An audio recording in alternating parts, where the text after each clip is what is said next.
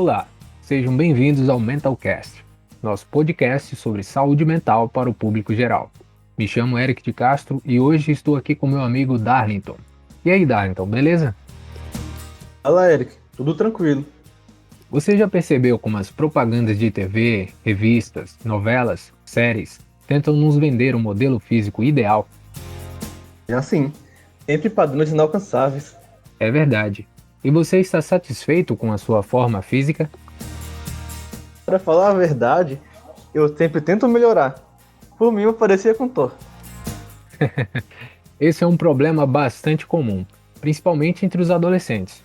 Você sabia que, em um estudo realizado em escolas públicas de Minas Gerais, cerca de 13% dos estudantes apresentavam risco de desenvolver algum transtorno alimentar? Não sabia disso. Conte-me mais. Então, dentre os principais está a anorexia nervosa, que é o nosso tema de hoje. O que você tem a falar sobre isso? É uma condição na qual as pessoas têm uma percepção distorcida delas mesmas. Sim, é um transtorno que leva à perda de peso excessiva de maneira autoinduzida, certo? Isso, elas têm um peso abaixo do esperado para sua altura, devido a uma baixa ingesta alimentar e a outros fatores. Mas não estamos sozinhos para falar sobre isso. Temos dois convidados especializados no assunto para responder algumas perguntas que vocês fizeram em nossas redes sociais. Isso mesmo. Um deles é o Gabriel Agra, estudante do 10º período do curso de Psicologia da Faculdade de Ciências Humanas e Exatas do Sertão do São Francisco. A outra é Isadora Gomes, formada na UPE e pós-graduanda em Nutrição Clínica e Hospitalar e em Nutrição na Prática Esportiva. Vamos começar com as perguntas para a nutricionista. Oi, Isadora, tudo bem? Oi, pessoal, tudo bem? Eu sou Isadora Nogueira, sou nutricionista clínica e vim falar um pouco da anorexia nervosa para vocês. A primeira pergunta veio de Osman. Ele perguntou: além da restrição alimentar, há outros comportamentos que influenciam a perda de peso e desnutrição? Vários são os comportamentos desses pacientes em busca da perda de peso. Então, além dessa redução acentuada da ingestão alimentar, eles podem, por exemplo, fazerem uso abusivo de laxantes ou de diuréticos, também pode vir a induzir o vômito, podem fazer uso indiscriminado de inibidores de apetite. Um comportamento também bastante comum é a prática excessiva de exercício físico. Então, claro que a pessoa ter uma vida ativa é muito bom, né? Mas não quando esse ritmo é exaustivo, como, por exemplo, exercitar-se mesmo estando lesionado ou estando doente, exercitar-se se está chovendo, ou então se esse exercício não ocorrer, a pessoa sofrer. Alana pergunta: como a família pode identificar esse problema?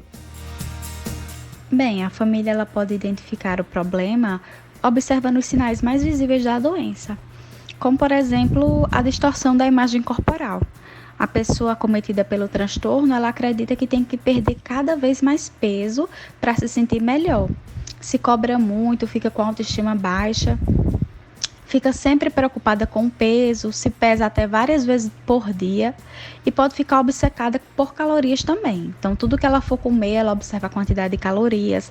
Às vezes, se for um alimento muito calórico, ela desiste de comer, faz as dietas muito restritivas ou pode passar longos períodos em jejum e começa a ter medo de se alimentar.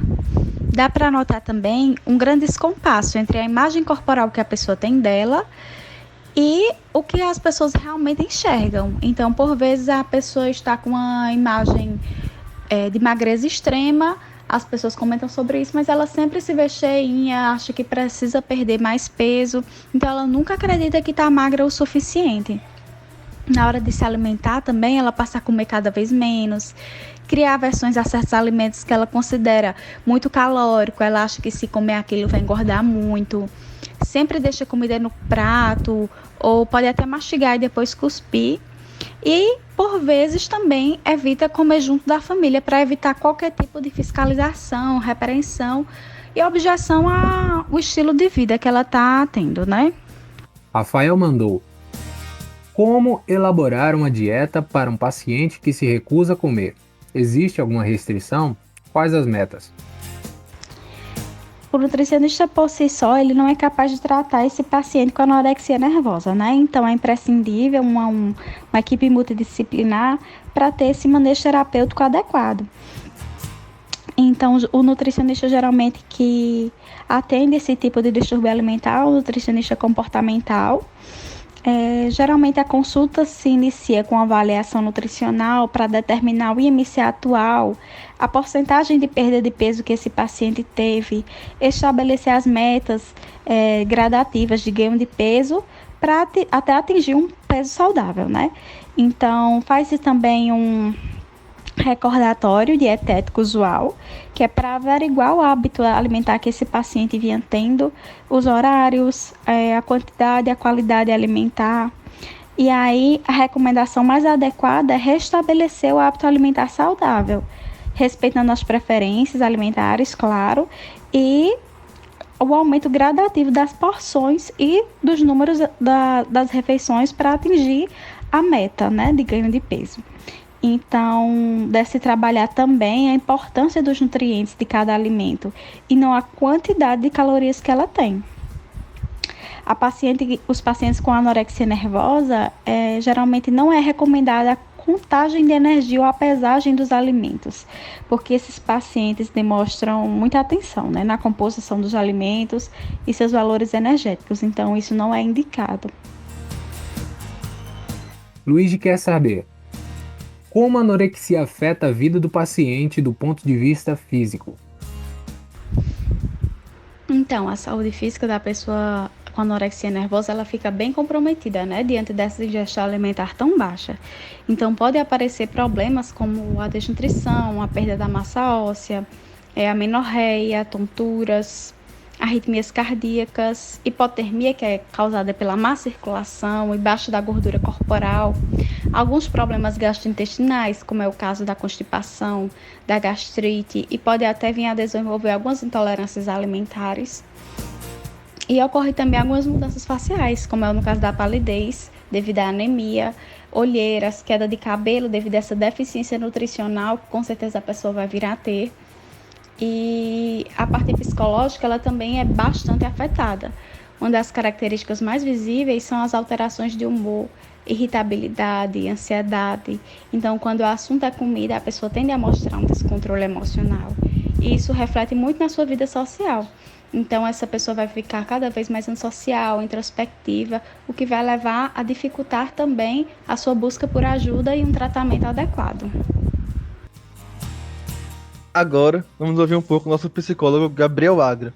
E aí, cara, tudo bem? Opa, pessoal, beleza? Meu nome é Gabriel Agra, eu sou estudante do último período de Psicologia da instituição Facesse. Ian perguntou: como a anorexia afeta a vida do paciente do ponto de vista psicológico?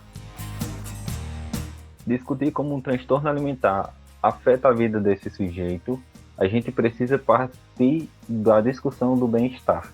O bem-estar consigo, ele já não existe aqui. O sujeito não está satisfeito com seu corpo, pois existe um abismo entre a fantasia do que eu quero ser e o corpo que eu tenho. Então isso já rompe esse laço saudável de bem-estar consigo. Outro ponto sobre como afeta a qualidade de vida desse sujeito é a vivência desse sujeito com esse meio em que ele está presente. Sujeitos que apresentam esse transtorno alimentar, eles têm uma falha no controle do comportamento impulsivo. Então é muito comum encontrar autoagressão e heteroagressividade nesses pacientes. Então a qualidade de vida, tanto consigo quanto com o outro, está prejudicada. Você quer saber quais os grupos mais afetados? Qual o perfil do paciente de risco? O principal grupo de risco, que é o grupo que tem mais incidência desses casos, desse transtorno alimentar, são meninas jovens, geralmente da idade, na fase da adolescência para a fase da adultez. E o perfil dessas meninas são características que são típicas da adolescência, como irritabilidade, alteração de caráter, humor depressivo, isolamento e, em alguns casos, a hiperatividade. Alane pediu para perguntar: como ocorre a evolução da doença? A evolução desse transtorno alimentar, ela a princípio se mostra na necessidade do sujeito de perder peso.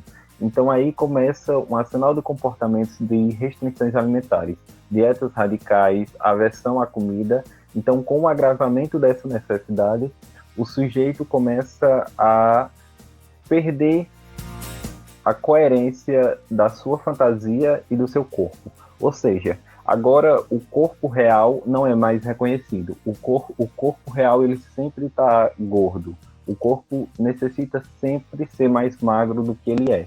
Então a fantasia desse sujeito, ela se perde da coerência desse corpo real, que aqui já é o sintoma mais grave desse transtorno alimentar. Muito obrigado, Isadora e Gabriel, pela excelente discussão acerca desse tema tão importante. É verdade.